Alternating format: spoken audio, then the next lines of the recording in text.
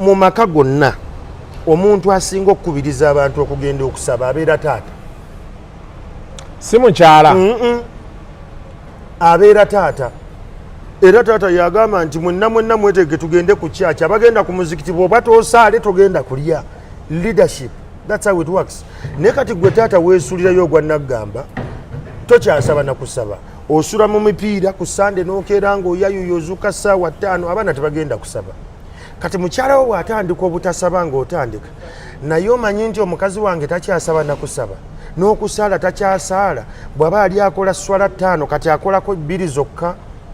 okukendeera ku ekyo kiva wuwo gwe kati gw'onoomubuuza gw'osaala zonna 5 weebale nnyo akulaba ng'ozisaala kubanga kyokola mukyala wo kigenda muwa ekifaananyi nti kino kyekifaananyi ekiriwo kasuku ebintu biri bibiri mu bulamu katonda aba takuwadde mukyala asaba nnyo aba akuwadde omukyala aloge nnyo one of the two they must subscribe to one of the two tewaliwo middle ground either